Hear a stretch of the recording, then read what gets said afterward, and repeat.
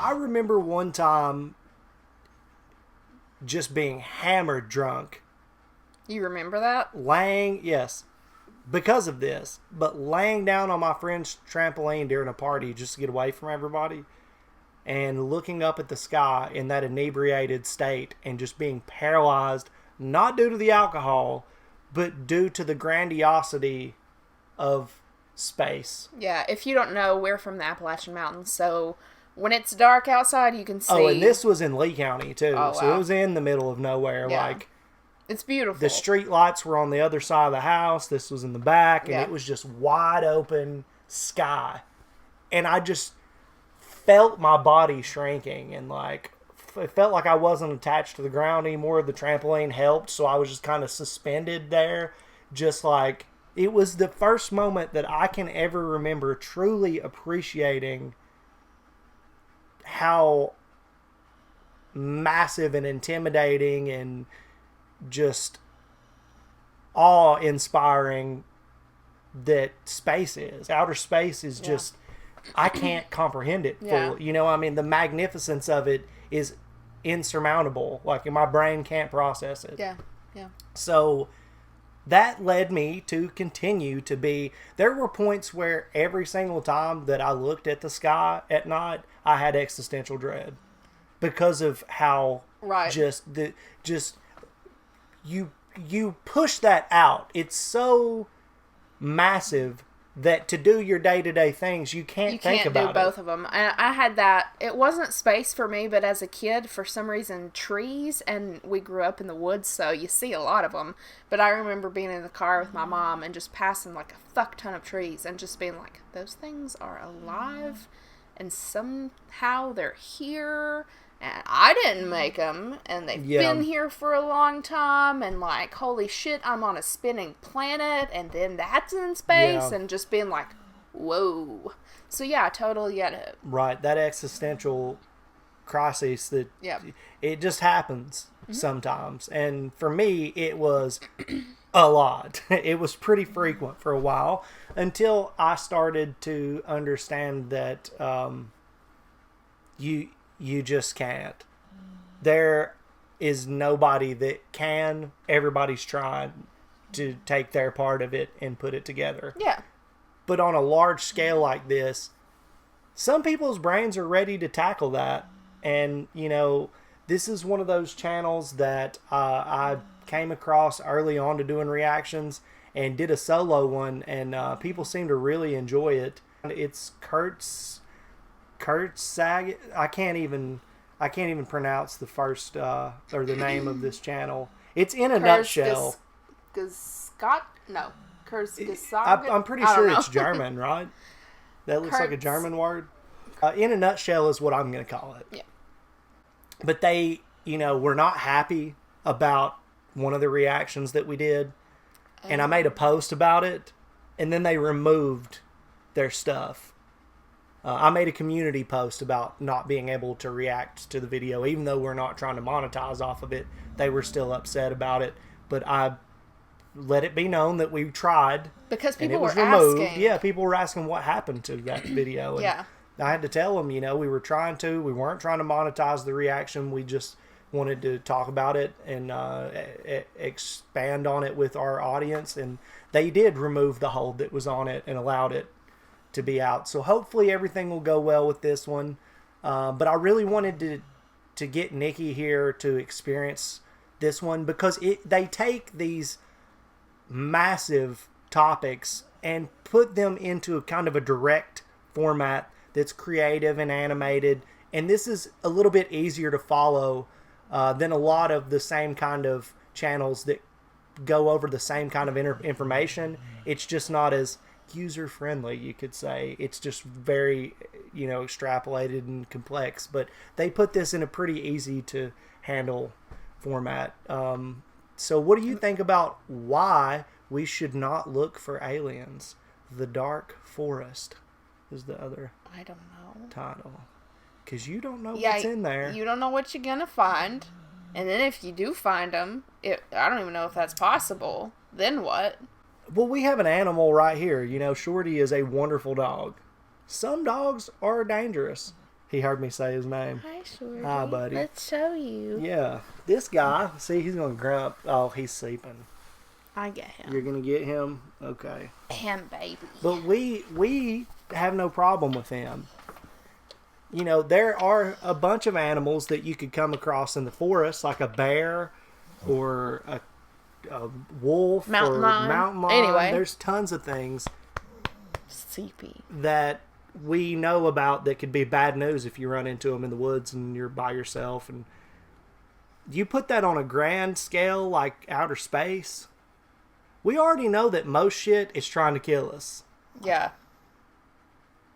And it's more intelligent than us. We don't know. The technology that we have supposedly based on aliens is something that we can't figure out. And if that's true, then they have technology they have skills, that is more advanced than what we can create. So they have to be more intelligent than us, unless it was just gifted to them by something else, which would be aliens. A ball of gas with sentient energy floating around inside of it. Aliens could be something that we can't even perceive. Yeah. With our eyes that only work by light reflecting. What if they don't reflect light? You know, I mean, there's so many. Isn't that like Predator? Yeah, like Predator. But I mean, I'm just saying, like, there's all of these assumptions that people make about aliens that are like, we don't understand black holes very well. Like, we don't understand so many things out there. What makes you think that some being that exists far, far out into the universe is even going to have any kind of resemblance to what we could imagine? True. But, yeah, so I'm interested to see what In a Nutshell has to say about this. All right. Are you prepared? No. No. All right. The universe is incredibly big and seems full of potential for life, with billions of habitable planets. If an advanced civilization had the technology to travel between the stars at just 0.1% of the speed of light, it could colonize our galaxy in roughly 100 million years. Which is not that long given the billions of years the Milky Way has existed. So, in principle, any spacefaring civilization should be able to spread rapidly over huge sectors of the galaxy. And yet, we see nothing, hear nothing. The universe seems empty, devoid of others. This is the Fermi Paradox, which we've discussed in more detail in other videos. Confronted with the seemingly empty universe, humanity faces a dilemma. We desperately want to know if we are alone in the Milky Way. We want to call out and reveal ourselves to anyone watching, but that could be the last thing we ever do. Because maybe the universe is not empty. Maybe it's full of civilizations, but they are hiding from each other. Maybe the civilizations that attracted attention in the past were wiped away by invisible arrows. This is the dark forest solution to the Fermi Paradox.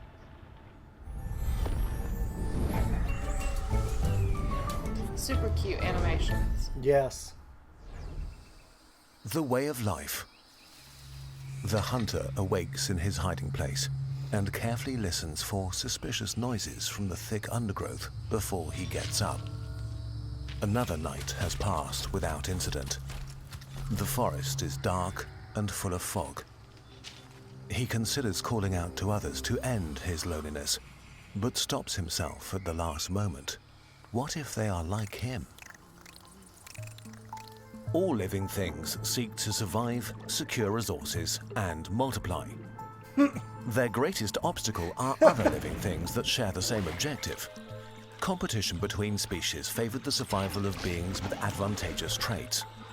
Our ancestors were inventive, competitive, expansionist, and greedy for resources, which led them to winning the competition for our planet. Today, most other animals are so utterly at our mercy that we wipe out about a dozen species a day, just as an unintentional byproduct of how we like to run things. But humans are more than individuals. I didn't know that. From us, cultures emerge that also compete with each other. Competitive and expansionary cultures spread faster and further and merge with, subdue, or destroy others. If we look at our history, it becomes clear we are dangerous. Not just to others, but also to ourselves. Our human nature has driven us to take over every corner of our planet, And soon we will look to the stars, both to expand our domain and ensure access to ever more resources. And then we might stumble upon others trying to do the same thing. It's likely that the competition of life also takes place on faraway planets, so it's logical to assume that an alien civilization that came to dominate their planet would be in some regards similar to us. But if they're similar to us, they too may be dangerous. The implication. As the hunter sneaks through the dark forest all alone, he knows that there might be others like him. He can't know their intentions, if they are aggressive or not. The hunter knows he would kill to ensure his own survival, so he has to assume that they would too. And it might be that if he stumbles upon another hunter, the one that shoots first survives. None of this means that conflict is unavoidable. So far, the progress of the modern world seems to have made us more peaceful, not more violent. Maybe this is true for other civilizations too, that eventually progress means less conflict, not more. Different alien civilizations also should vary from the mild and peaceful to the malevolent and militaristic. The existential problem we're facing is that when we meet others between the stars, we have no way of telling who is peaceful or aggressive and what their true intentions are. Similarly, they might not understand or trust our intentions even if we tell them that we are peaceful. On top of that, if we did discover another civilization and they discovered us, the light years between us would mean years of communication delay. Both sides would be in a state of uncertainty, wondering if the wisest move is to just attack, because there's another serious issue: technological explosions and the first strike advantage. We don't know where the limits of technology are, but we do know how much technological progress matters in war. A few hundred or thousand years can turn conflict with uncertain results into a one-sided massacre. Caesar's legions would stand no chance against Napoleon's army with their cannons and muskets, which would be eradicated by artillery from the First World War, which would not stand a chance against today's drones and guided missiles. So the power level of different civilizations may vary massively, and even if not, between the time it takes us to detect another civilization and us saying hi, we might already be hopelessly behind on the tech tree. Which is bad enough, but the nature of interstellar conflict makes this worse. If your opponent is light years away, sending an invasion fleet takes so long that by the time it arrives, it might be hopelessly obsolete. So war between civilizations might be just about eliminating the other to remove an existential threat to yourself. Someone else who might be so scared of you that they attack the first chance they get.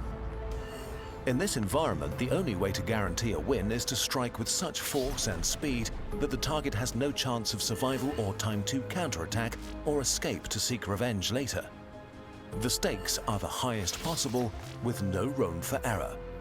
If we assume that the majority of civilizations live on planets, that leaves them pretty vulnerable. All you need to do is throw something massive at a planet to make it uninhabitable. So the ultimate interplanetary annihilation weapon is probably something like a relativistic kill vehicle, a missile shot at a planet at a significant fraction of the speed of light. For example, a missile the size of a person going 95% the speed of light has as much energy as all nuclear bombs on Earth. If you shot a few dozen at the civilization you wanted to wipe out, success would be fairly certain. Even a single hit would suffice. This is not that absurd of an idea. A civilization only slightly above us on the Kardashev scale would have enough energy to send multiple strikes against every planet it suspects of harboring life. What makes these weapons so sinister is how much they favor a first strike, since they would be so fast that it might be impossible to protect yourself effectively against them once they're launched. Conflict between civilizations may not be lengthy affairs, but rapid winner-takes-all situations, where the first one to shoot wins. This makes any civilization an existential threat to any other. And if every civilization is an existential threat to every other, there may be only two kinds of civilizations out there. quiet ones, and dead ones. So, what should we do? Should we worry? It's unlikely that anybody has noticed humanity yet. The radio signals we've transmitted in the last 100 years traveled a relatively tiny distance and have long decayed into unreadable noise. At our technological stage, if we don't actively try to get noticed, and if nobody specifically looks at our pretty unremarkable solar system, we'll stay hidden. But one day we will venture into space in a serious way, and need to consider these kinds of questions again. Space Force. We don't know if there are others or if we are going through the forest alone. But we have no way of knowing for sure. For the time being, it seems the best we can do is to carefully listen. And even if we see others step into a clearing and make themselves known, we should not reply right away, but carefully watch them from the undergrowth. Perhaps we are also thinking about this all wrong by allowing our primitive brain that evolved in the context of the gruesome competition of life to conjure fears of predatory aliens all around us. Maybe the fact that we are looking at the universe like this is a sign that we are not grown up yet as a species. There could be a friendly, welcoming community of alien civilizations waiting to hear from us when we are ready. As for now, the good news is there is actually little we need to do. We just need to be thoughtful about the signals we send out into the galaxy. We need to watch the sky and learn more about our galaxy, our forest. Because whatever the nature of our forest is, full of dangers or friends, or nobody at all, only careful observation can tell. So, let's do that. At last, the hunter reaches a clearing and finds a comfortable position. Slowly, the sun melts the fog away. Lost in thought, he admires the vegetation until suddenly he is eye to eye with another hunter, frozen in terror just like himself. His mind is racing, considering all the different options. The hunter takes a deep breath and makes a decision. Maybe the only way out of the dark forest is to step into the clearing together. And with this hopeful picture, we say goodbye to the year 12,021 of the human era. It was a wild year to say the least, still much more fun than 12,020. Kurzgesagt had its most successful month ever and published a book. We tried a lot of new techniques and really got into Blender and Cinema 4D, hiding more and more 3D in our videos. We have so many ideas for next year and big and ambitious plans that we can't wait to share with you. And all of this was and is possible because of your direct support. Thank you so much. Kurzgesagt only works because of you. So in tune with the end of the year, we've designed a few products that will help you to visualize your place in the universe. Our very shiny The Night Sky poster shows you the little piece of space we can see from Earth with our own eyes, or travel further out with our stellar zoom collection that depicts our home in space from an increasing distance. Or dream with our space-themed notebooks, scenic posters, and pins. We design and produce every single product with great care. Getting something from our shop is the best way to support Kurzgesagt. We hope you have a wonderful end of the year, and that 12,022 is more fun and less exciting than the last 2 years. Thank you for watching. That was super cute animations. I really liked that. Yeah. And what did you think about that? Should we be screaming out to see what's out there, or just kind of like leave us alone? It's worked in that aspect so far, you know, but here we are, like, putting our space, what is it, Space Force? Wait, that what is it? A misunderstanding. I think people don't get, like, how important it actually is for us to have a branch of the military that takes care of protecting satellites and things, because people are going to be trying to hijack satellites from space, destroy people's... But I just assumed that that was already being taken care of. Well, it's just like the branches of the government, especially the Department of Defense, cover so much.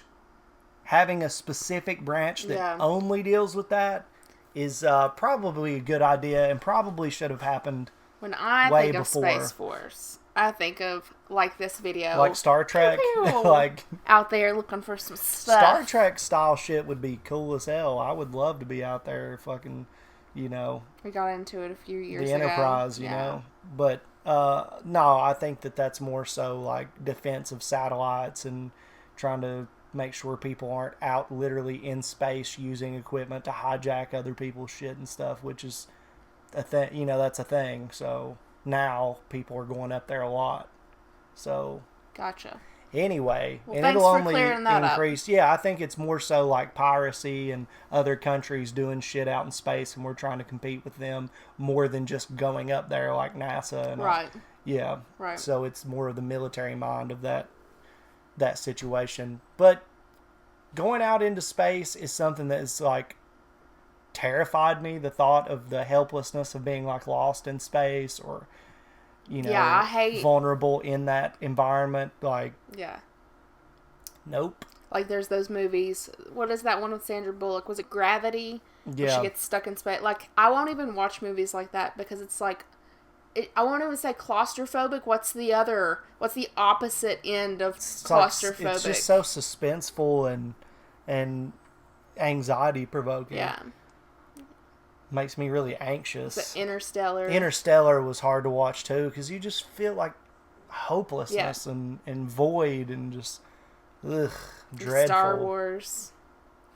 What the fuck are you on about? No, but what do you think? This channel's pretty interesting. Yeah, right? it is very interesting. I think Yeah. that they break it down really well. And I really liked that they circled back around to, well, what if we're just thinking primitively? Yes. What if? Well, I mean, how else are we supposed to think? I mean, you just look at the ways of things, and you don't see anything out of nature. Just I'm hugging everything. Right. You know, like there's always this defense mode first, and like heavy, like for my life defense. For us. For animals, just For animals, everything. yeah. You know, in our environments, and the animals that weren't that way, like dodo birds and they just aren't here anymore. Yeah, but that's how it works for us. But maybe it's not like that. Maybe, but that's what it all comes down to. Right. You don't know. Chancing it. And rolling that dice is rolling the dice with your entire planet. So just shut the fuck up. Shut the fuck up.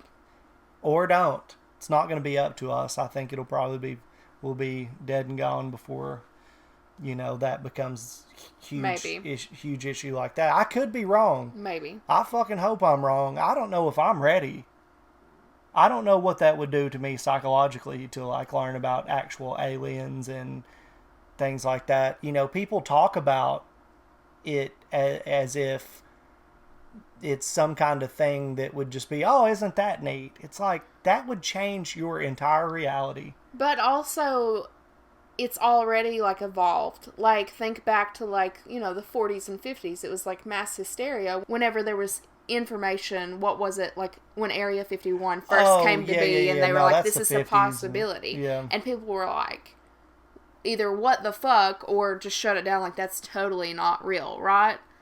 But now, we know that there's information. Unidentified aerial We don't phenomenon. know what it is. We right? know that it's aerial phenomenons that are unidentified, but they're not going to say this is an extraterrestrial. But think about someone who's raised in the 50s versus us talking about... But also, the government lies a lot. No, I know that. And they could also be lying once again about we don't know what that is when they know exactly what the fuck it is. Which and it's I'm theirs, sure it probably... And they built it, and they have this technology, because what people tend to overlook in this discussion is the fact that if they had the ability to propel vehicles that way and do all that shit, it would change, like commerce would be completely changed, all the transportation problems that we have would be fixed. Like, they would be sitting on some information that would fundamentally change everything about our world for the better if they said that's ours, because pilots are saying our vehicles don't travel like that. Mm-hmm. We don't have the ability to make vehicles that travel this way. Right. A vehicle is so important. If we have the ability to travel at speeds like that, that's, I mean, just think about somebody needing a heart transplant, or something like that now, Right. you would be able to do that. Right. Like, and if they knew about it and had that shit and were hiding it from everybody, that is so fucked up on a morality ground. We'll that's never unheard know of. that. Well, we will never know, but that's why, as much as I want to be like, holy shit, that's proof of aliens and this advanced technology on this planet for long periods of time. And, you know, I'm into that Right. idea that maybe history, the way that it's been told to us, is not really fucking right, because there are things that interest me and would be interesting to see if they could stand up towards what we've been told, you know, about technologies that have existed and civilizations that have existed on our planet.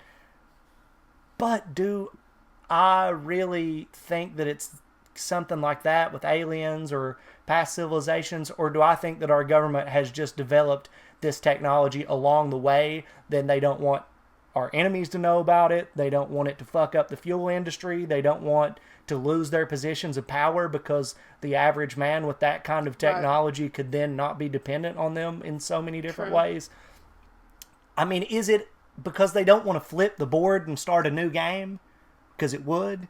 Or is it because this really is some shit that they don't know what it is or where it's from? Those are the questions that go through my mind, because to me, either of them are plausible. Right. And you've had people come forward and say, I worked for the government, this is what's happened, so it's like you have to either believe them or they're completely lying. And they're on their side. Or they could have been lied to.